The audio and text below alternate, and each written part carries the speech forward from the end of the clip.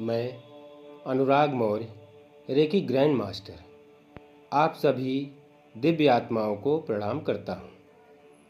दोस्तों, रेकी केवल एक हीलिंग टेक्निक नहीं है, यह एक जीवन जीने की कला है। जापान के मिकाओ उसूई जी ने जो 5 सिद्धांत दिए हैं, वे उतने ही गहरे हैं जितने गीता के श्लोक, रामायण की मर्यादा और महाभारत के धर्मयुद्ध की शिक्षाएं। आज हम इन्हीं 5 सिद्धांतों को भारत की महान कथाओं से जोड़कर समझेंगे, ताकि हम रेकी को केवल सीखें नहीं बल्कि जिएं। पहला सिद्धांत है, आज के लिए क्रोध मत करो। Just for today I will not be angry. Ramayana का एक दृश्य याद करें। जब भरत को पता चला कि माता कैकेयी के कारण राम को वनवास जाना पड़ा, तो अयोध्या का सारा वैभव उनके चरणों में था। वे चाहते तो राजा बन सकते थे, पर उन्होंने कहा, माँ, मैं उस राज्य को कैसे स्वीकार करूं जहां मेरे राम नहीं हैं। भरत ने क्रोध के स्थान पर प्रेम को चुना। उन्होंने अहंकार नहीं, करुणा दिखाई। रेकी कहती है, जब हम क्रोध छोड़ते हैं तो ऊर्जा शुद्ध होती है। क्रोध आग है जो बाहर से नहीं, भीतर से जलाती है। भरत की तरह अगर हम प्रेम को चुने तो जीवन हील होने लगता है। दूसरा सिद्धांत है, आज के लिए चिंता मत करो। Just for today I will not worry. Kurukshetra का मैदान। अर्जुन का धनुष कांप रहा है। उनके हृदय में संशय है, क्या मैं अपने ही सगे संबंधियों पर अस्त्र उठा सकता हूँ? तब श्री कृष्ण मुस्कुराते हुए कहते हैं, हे पार्थ, कर्म करो, फल की चिंता मत करो। जब तक तुम चिंता में हो, तुम दिव्यता से दूर हो।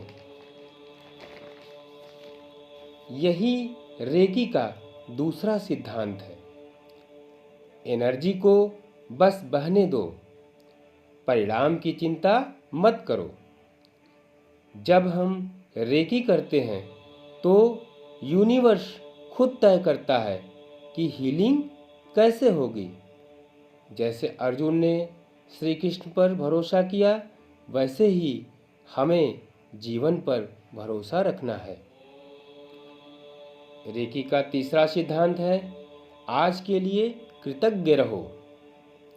लंका में जब हनुमान जी ने रावण की पूरी लंका जला दी, तो लौटकर प्रभु श्री राम के चरणों में नतमस्तक हुए।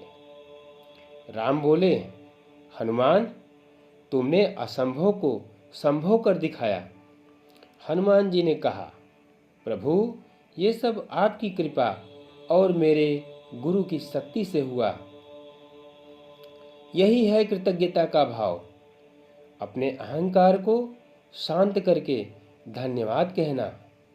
रेकी में भी हमें यही सिखाया जाता है। हर हीलिंग के बाद कहना होता है, thank you reiki energy, thank you universe, thank you my guru. क्योंकि कृतज्ञ हृदय ही सबसे बड़ा चुंबक है, जो और अधिक आशीर्वाद को आकर्षित करता है। रेकी का चौथा सिद्धांत है, आज के लिए ईमानदारी से काम करो। Just for today just for today I will do my work honestly. Mahabharata के धर्मराज युधिष्ठिर, जिन्होंने सत्य के मार्ग से कभी विचलित नहीं हुए, जुए में सब कुछ हार गए, फिर भी असत्य नहीं बोला। उन्होंने कहा, हाँ, मैंने द्रौपदी को दांव पर लगाया। सच बोलना उस पल उनके लिए कठिन था, पर उन्होंने धर्म को चुना। रेकी कहती है, हीलिंग को, मेडिटेशन को, सेवा को ईमानदारी से करो। झूठ या दिखावे की ऊर्जा हीलिंग को कमजोर कर देती है। सच्चा कर्म ही सबसे ऊंची रेकी है। और रेकी का 5वां सिद्धांत है, आज के लिए सबके प्रति दयालु रहो। Just for today I will be kind to every living being. Dwarka के राजमहल में जब सुदामा पहुंचे, उनके कपड़े फटे थे, हाथों में थोड़ा सा चूड़ा था, पर जैसे ही श्री कृष्ण ने उन्हें देखा, वे दौड़ते हुए आए, गले लगाया, उनके पांव धोए और आंसू भराए, क्योंकि दयालुता में कोई भेद नहीं होता। वो राजाओं को नहीं, हृदय को पहचानती है।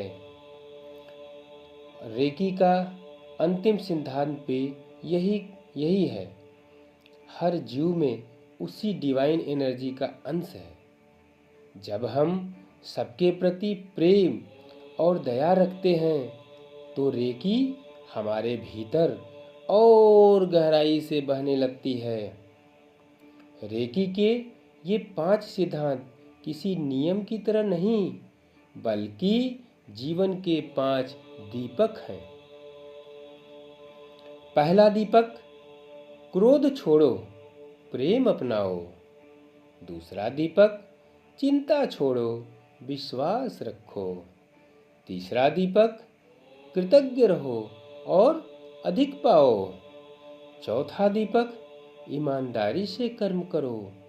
5वां दीपक, हर जीव से प्रेम करो।